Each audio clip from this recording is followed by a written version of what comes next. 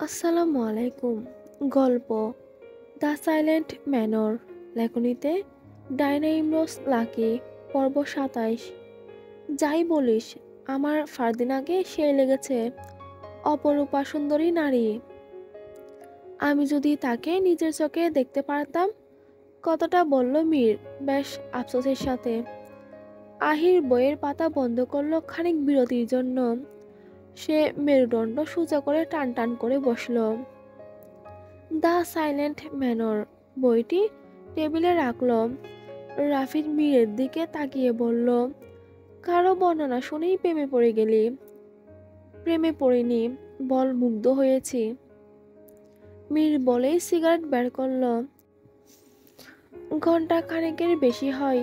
তিনজন বেশ মনোযোগ দিয়ে বই পড়ছিল। পড়ার মাঝে বুলবুল কয়েকবার ডেকে গেছে সবাইকে রাতের খাবারের জন্য। রাফিদ পরিষ্কার করে বলে দিয়েছে, যতক্ষণ না বইটা শেষ হবে ততক্ষণ এখান থেকে যাবে না। এক রাকাল বাসিওয়ালা একজন জমিদার কন্যার প্রেমের শেষ পরিণতি ঠিক কি হয়েছিল তা তারা জানতে চায়। মীর সিগারেটে ২ টান দিয়েছে। তার হাত থেকে সিগারেটের বাকি অংশ আহির নিয়ে টানতে শুরু করলো।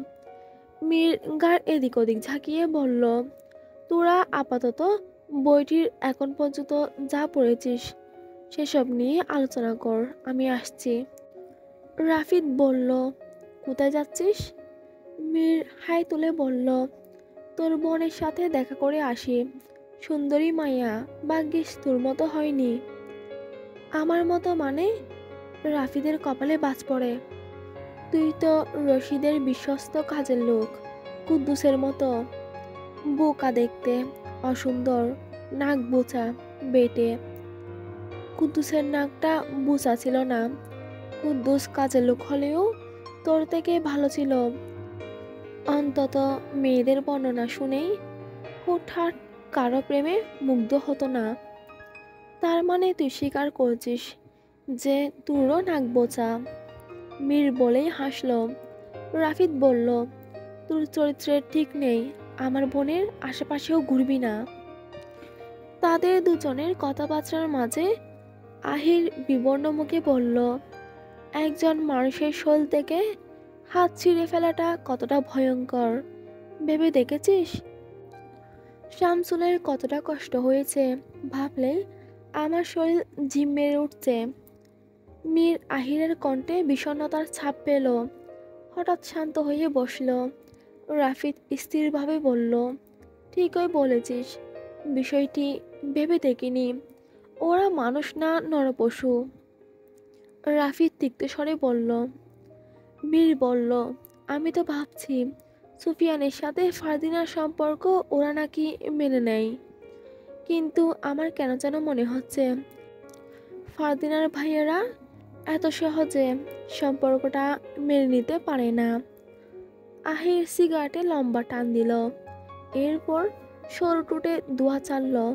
এক পায়ের উপর আরেক পা তুলে বসল। বলল, ভাবার বিষয়, তবে সুফিয়ান ফারদিনাকে সত্যি সত্যি ভালোবেসেছিল। ভালোবাসা আবার মিথ্যা মিথ্যা হয় নাকি? বলল মীর। কথাটা শুনেই রাফিদ হেসে ফেলল। আহির বলল, বোকার মতো কথা বলছিস কেন? মিথ্যা ভালোবাসা আছে।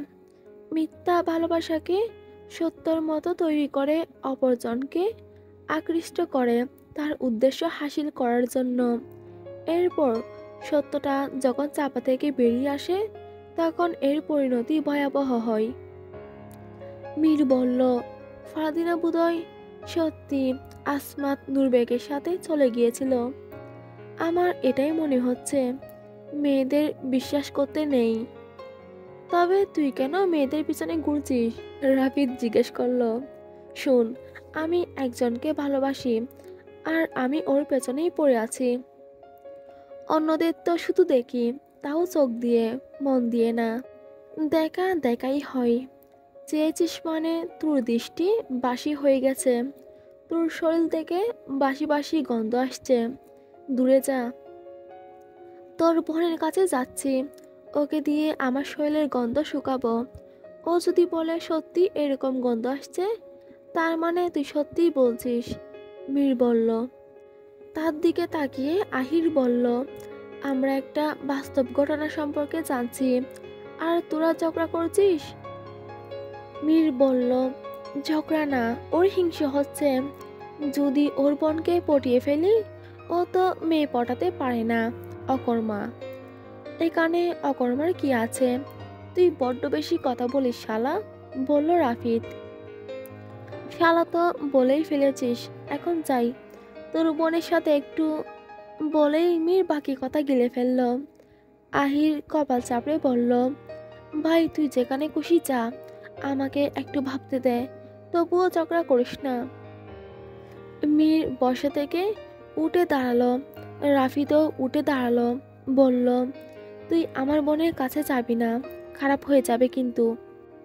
খারাপ আমি করে আসছি, তুই গোয়েন্দাবাবুর সাথে আড্ডা দে। বলেই মীর ধাক্কা দিয়ে রাফিদকে চেয়ারে বসিয়ে দিয়ে চলে যায় মায়ার ঘরে। জমিদার বাড়ির প্রাচীন অন্দরমহল নিস্তব্ধ। চাঁদের আলো পড়েছে বারান্দার পুরনো মার্বেল মেঝেতে, যেন রূপার পাত বিছানো। দূরে কুকুরের হালকা ডাকে রাতের নীরবতা আরো গাঢ় হয়ে উঠছে। মায়া বসে আছে তার শোবার ঘরের জানলার পাশে। সোনালি কাজ করা পর্দা বাতাসে হালকা দুলছে। সে গুনগুন করে গাইছে একটা পুরনো ধ্রুপদী সুর, যা তার মা ছোটবেলায় শিখিয়েছিল। কণ্ঠে বিষণ্ণতা, তবুও সুরে এক অদ্ভুত কোমলতা। তার চোখে যেন অনন্ত স্মৃতি ভেসে ওঠে, কখনো প্রিয়জনের মুখ, কখনো হারিয়ে যাওয়া সময়ের ছায়া। চুল খুলে রেখেছে সে, কোমর পর্যন্ত নেমে এসেছে। হাতে হাতির দাঁতের চিরুনি দিয়ে ধীরে ধীরে চুল আঁচড়াতে লাগলো। চিরুনির শব্দে যেন শোনা যায় পুরনো প্রাসাদের প্রতিধ্বনি। মায়া, তুমি আবার গান গাইছো? কিন্তু এখন আর কেউই তাকে ডাকতে আসে না। বাতাসে আতর মেশানো গন্ধ, পাশে জ্বলছে তেলের প্রদীপ। চাঁদের আলোয় মায়ার মুখটা যেন আরো ফ্যাকাশে, তবুও রাজকন্যার মতো গর্বিত ভাবভঙ্গিমা ধরে রেখেছে। সে গান থামিয়ে নিঃশব্দে বলে উঠল, এই বাড়ি, এই নিঃসঙ্গতাই যেন এখন আমার একমাত্র সঙ্গী। ঘর নিস্তব্ধ, বাইরে শুধু রাতের হাহাকার, আর ভেতরে মায়ার মৃদু নিঃশ্বাসের শব্দ। এমন সময় দরজায় টোকা পড়ল। মায়া চিরুনি হাতে রেখেই দরজা খুলে দিল। মীর এসেছে। মায়া পুনরায় দরজা লাগিয়ে দিতে চাইলে মীর দরজা খুলে ঘরের ভেতরে প্রবেশ করে। দরজা ভেতর থেকে বন্ধ করে দিল। মায়া বলল, এত রাতে আপনি এখানে কি করছেন? মীর মায়ার শোবার খাটের উপর শুয়ে পড়ল। হাতে মায়ার চুল বাঁধার ফিতেটা নিয়ে বলল, ছেলেরা মেয়েদের ঘরে রাতেই আসে। আপনি আসতে পারবেন না, চলে যান, অসভ্য লোক একটা। এখন পর্যন্ত অসভ্য আচরণ করেছি, তাই অসভ্য বলছো? অসভ্যতামি করলে কি করবে? মাইয়া রাগে গজগজ করতে করতে মীরের সামনে বিছানায় বসে বলল, আপনাকে জবাই করব, চলে যান এখান থেকে, কেউ চলে আসবে। আসুক, আমিও চাই কেউ আসুক। মীরের কণ্ঠে রসিকতার ছাপ। মায়া বলল, উফ, আপনি যাবেন না এখান থেকে? উফ, যাব না আমি এখান থেকে, বলেই মায়ার দিকে ঝুঁকে গেল মীর। মায়া বিছানা থেকে উঠে দাঁড়ালো, আশেপাশে কিছু খুঁজছে। জগের দিকে তাকালো, পাশে একটা গ্লাস রাখা। মায়া গ্লাসটা মীরের দিকে ছুঁড়ে মারল। মীর গ্লাসটা ক্যাচ ধরে বলল, তোমার এত রাগ? শুনো, মেয়েদের এত রাগ ভালো নয়। বিয়ের পর দেখবা তোমার স্বামী পালিয়েছে। আজ আমি গ্লাসটা ধরেছি ঠিকই, আমার জায়গায় তোমার স্বামী হলে এতক্ষণে ঘুরে তোমার দিকেই মারতো। সেসব নিয়ে আপনাকে ভাবতে হবে না, আপনি চলে যান আমার ঘর থেকে। একদিন দুনিয়া থেকেই চলে যাব, সেদিন আফসোস করবে, মিলিয়ে নিও। মায়া মুখ ভেঙচি দিল, বলল, আপনার যা হোক, আমার তাতে কিছুই যায় আসে না। অন্যের হবু স্বামীর জন্য আমার দরদ দেখিয়ে লাভ কি? মায়া শান্ত ভঙ্গিতেই বলল। মীর ব্রু কিঞ্চিত কুঞ্চিত করে বলল, অন্যের স্বামী মানে? মোহিনী, আমি মোহিনীর কথা বলছি। এমন ভাব করছেন যেন কিছুই জানেন না। তার মানে তুমি মোহিনীর কথা জেনে গেছ? মীরের শান্ত কণ্ঠ। আমি তো জেনেছি অনেক আগেই, কিন্তু আপনার ছোট্ট মা জানলে কিন্তু। বাকি কথা বলো না। মীর লম্বা শ্বাস ফেলে বলল, আমি জানি তুমি কি বলতে চাচ্ছ। শোনো, ধনী গরিব, জাত বেজাত এসব দেখে কখনো প্রেম ভালোবাসা হয় না, বুঝছো? আমাকে বুঝিয়ে লাভ নেই। যখন ওকে বিয়ে করবেন তখন আপনার ছোট্ট মা আর আপনার বাবাকে বুঝিয়েন। বলেই মাইয়া বেনেশিয়াল আয়নার সামনে বসল, চুল আশ্রানোতে মনোযোগ দিল। মীর বিমুগ্ধ চোখে আয়নায় মায়ার মুখটি দেখছে। মায়া গাড় ঘুরিয়ে মীরের দিকে দেখে বলল, আপনি যাচ্ছেন না কেন? যার জন্য আসেনি তো। অদ্ভুত, আমার ঘরে আপনাকে কেউ দেখে ফেললে কেলেঙ্কারি হয়ে যাবে। কি ধরনের কেলেঙ্কারি? আপনিই বলুন, কি ধরনের কেলেঙ্কারি? মায়ার মুখে কিছুটা ক্রোধ বেশি উঠল। মীর বলল, প্রশ্নের বিপরীতে প্রশ্ন হয় না। আমি আগে প্রশ্ন করেছি। শুনো, আমি তোমার ওই বাব্বাইকে ভয় পাই না। তোমার ইচ্ছে হলে ডেকে এনে বলতে পারো আমি তোমার ঘরেই এসেছি। আমিও বলবো। মীর বিছানা ছেড়ে মায়ের দিকে এগিয়ে গেল, বলল, কি বলবে? বলবো আপনি জোর করে আমার ঘরে ঢুকেছেন। শুধু ঘরেই ঢুকেছি, কিছু করিনি। আর তুমি আমার বোনের মতো, আমি তোমাকে সেই চোখেই দেখি। মায়া দাঁড়িয়ে মীরের মুখোমুখি হয়ে বলল, সত্যি আমাকে বোনের চোখে দেখেন? মীর ঢং করে বলল, অর্ধেক বোনের চোখে, অর্ধেক চোখে অন্য কিছু দেখি। আপনার চরিত্রে ঠিক নেই। আপনার বাবাকে দেখে তো ভদ্রলোক মনে হয়। নিজের স্ত্রী চলে যাওয়ার পর আর দ্বিতীয় বিয়ে অবধি করেনি, আর আপনি? চরিত্র তুলে কথা বলো না। 100 বার বলবো, যতক্ষণ না এখান থেকে যাবেন ততক্ষণ কথা শোনাতে থাকবো। আপনার চরিত্রে ঠিক নেই। চরিত্র তুলে কথা বলে বড্ড ভুল করলে। এখন দেখো। আহির ও রাফিদ প্রায় 1.5 ঘন্টার মতো অপেক্ষা করলো মীরের জন্য। ঘড়ির কাঁটা এখন সোয়া 1টায়। আকাশে আজ রূপলি চাঁদ তারা।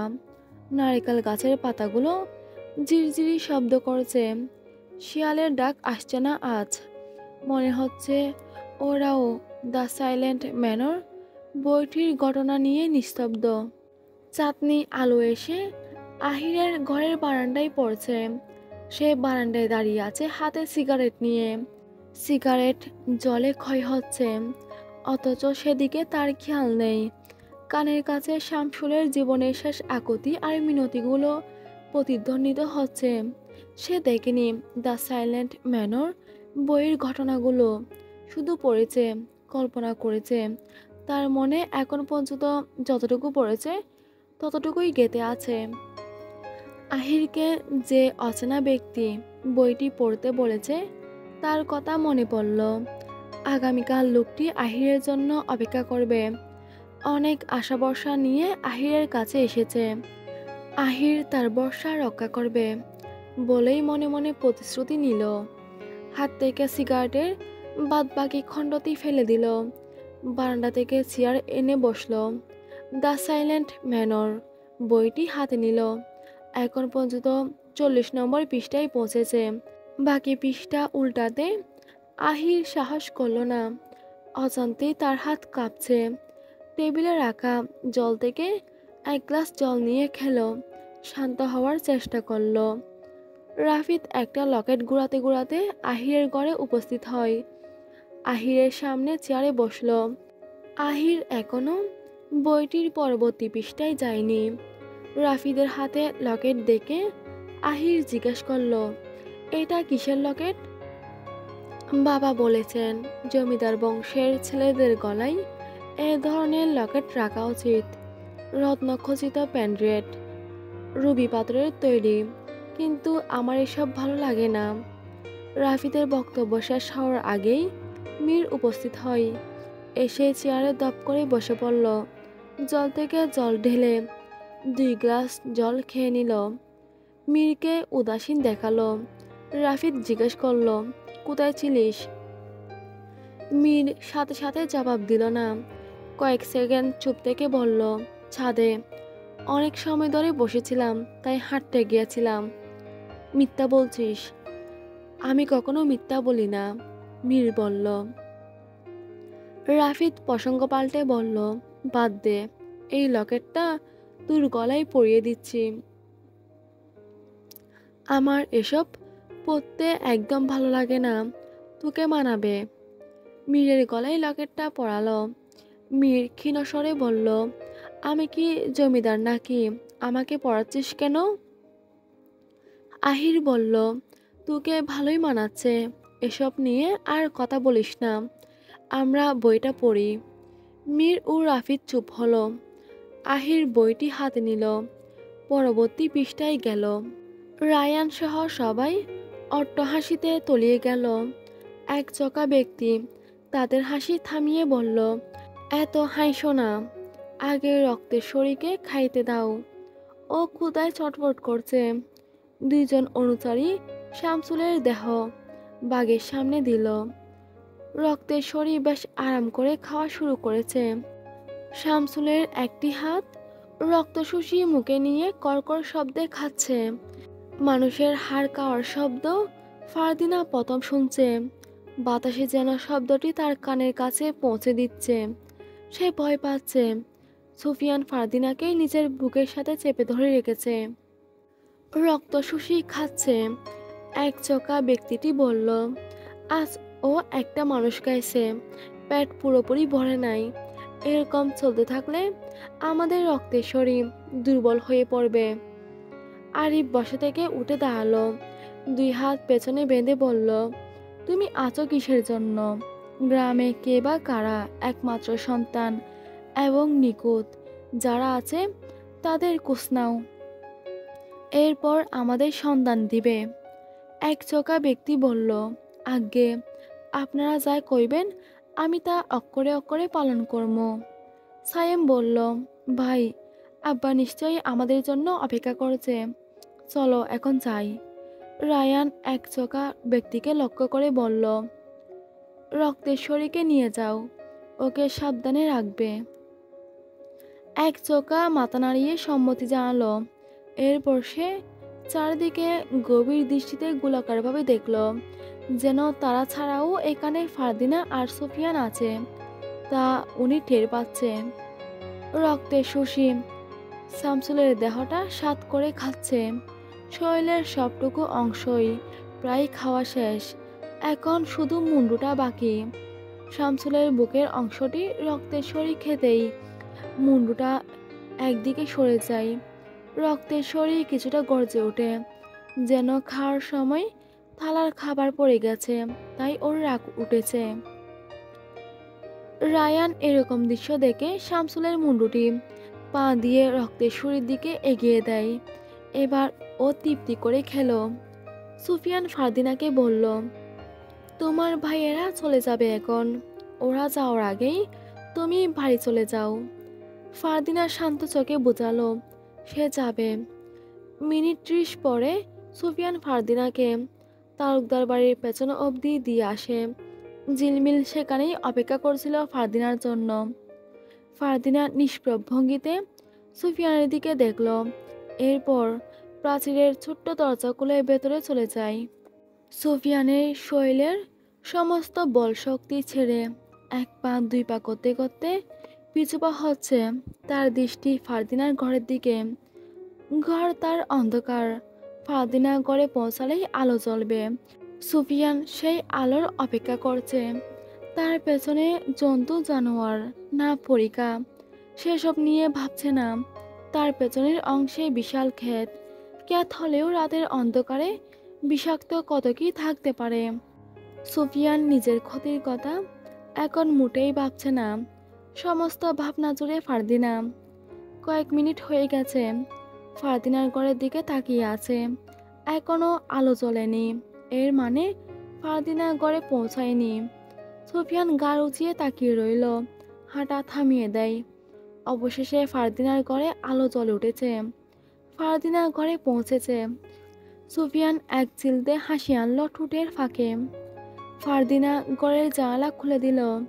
তার ঘরের পেছনের দিকে জানালা খুলে দিলে পূর্ব দিক পরিষ্কার দেখা যায়।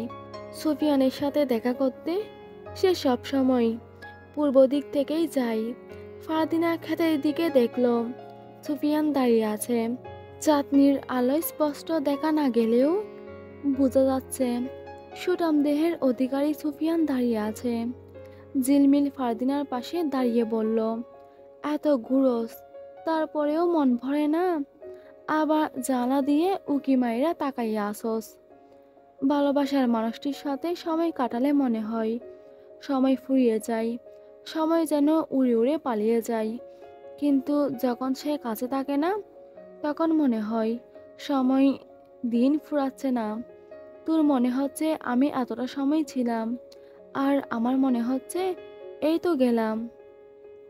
হয়েছে, প্রেমের সংলাপ শুনতে চাই নাই। আমি বাপু এমনিতেই তুল্লাইগা চিন্তায় থাকি, কখন তোর রাক্ষসে ভাইগুলো ছইলাই বলা যায় না। ভুল বলিসনি, আমার ভাইগুলা আসলেই রাক্ষসে। সম্ভব হলে হয়তো জীবিত মানুষ খেয়ে ফেলতো। ঝিলমিল নিজের চুলের ঘ্রাণ নিতে নিতে বলল, দেখিস তোর বাসিওয়ালারে যেন না খাই। একজন কৃষকের লগে প্রেমের সম্পর্ক মানাবে বইলা আমার মনে হয় না। না মানলে কি আমি পালিয়ে যাব? কোথায় পালিয়ে যাবেন? কুদ্দুসের কণ্ঠ। ফাদিনা ঘুরে তাকালো। ঝিলমিল এলোমেলো চোখে তাকালো কুদ্দুসের দিকে। ফাদিনা কুদ্দুসের সম্মুখে হাজির হয়, বলল, কালু ভাই তুমি এইখানে? আমি দেখতে কিন্তু অতটাও কালো না। আপনার আব্বা আমাকে শুধু শুধু কালো নাম দিছে।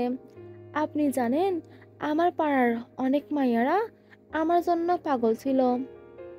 তাই নাকি কালু ভাই? ব্যস্ত, একদিন তোমার প্রেম কাহিনী আমরা শুনব।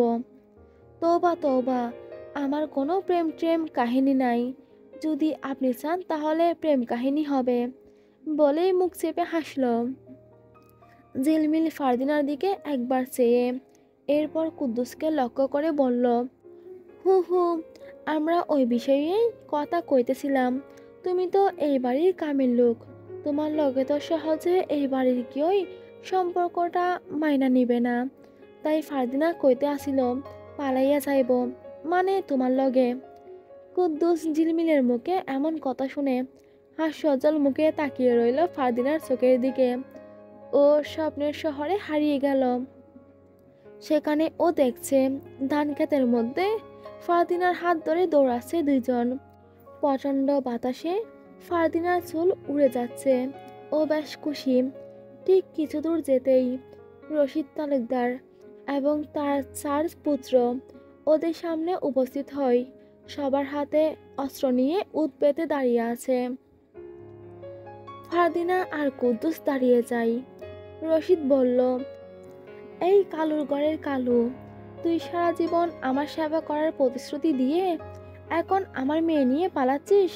ধর ওকে, ওর ঘাড় থেকে মুন্ডুটা আলাদা করে ফেল। রশিদের কথায় কুদ্দুস স্বপ্নের শহর থেকে চলে আসে। বেশ হকচকিয়ে গেল।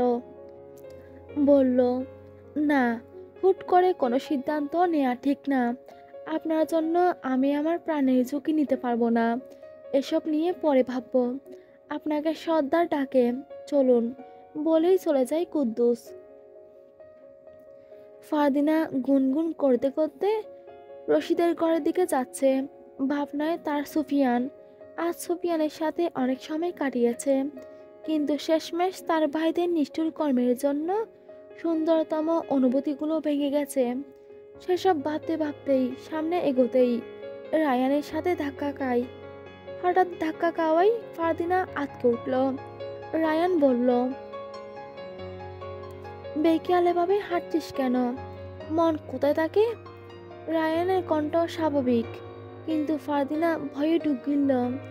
জবাব দেওয়ার মতো কোনো শব্দ পাচ্ছে না, অথচ রায়ান একটা সাধারণ প্রশ্ন করেছে। রায়ান ফারদিনার দিকে এগিয়ে মৃদুস্বরে হাসল, বলল, আমার ছোট্ট বোনের চোখে ভয় দেখতে ভালো লাগে না। কোন কারণে ভয় পেয়ে আছিস? না বাবা, আমি আব্বার ঘরে যাচ্ছিলাম, হঠাৎ তোমার সাথে ধাক্কা লেগে যাই। কোনো ব্যাপার না, যা। বলেই রায়ান যেতেই থমকে দাঁড়িয়ে পড়ল, যেন শত্রুদল তাকে আক্রমণ করছে পেছন থেকে। ফারদিনা যাওয়ার পানে রায়ান ঘুরে তাকালো, কঠিন গলায় বলল, দাঁড়া। ফারদিনা দাঁড়িয়ে যায়, চোখ দুটো বারবার এদিক ওদিক করছে, না চাইতেও ভয়ে গলা শুকিয়ে গেল। রায়ান ফারদিনার দিকে এগিয়ে গেল, তার পায়ের দিকে তাকিয়ে বলল, তোর পায়ে কাদা কেন? বলেই রায়ান ফারদিনার পায়ের কাছে বসে মনোযোগ দিয়ে কাদা দেখল। এরপর কাদা হাতে নিয়ে বলল, এগুলো তো ক্ষেতের কাদা, দীর্ঘদিন এই ক্ষেতে চাষ হয় না। কাদা এখনো শুকায়নি, তার মানে সদ্য লেগেছে। কোথায় গিয়েছিস তুই? ফারদিনা শুধু জুড়ে জুড়ে নিঃশ্বাস ফেলছে, বুকের ভেতর দুকপুক শব্দ বাড়ছে। জবাবে কি বলবে সে?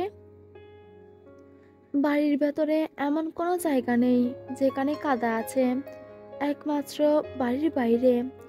মিথ্যা বললেও সে ফেঁসে যাবে। ফারদিনা জবাব দেওয়ার আগেই সাইয়েম আরিফ উপস্থিত হয়।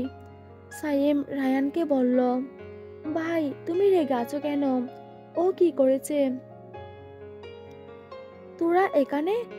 কিছু হয়েছে? তোর চোখ মুখ লাল কেন?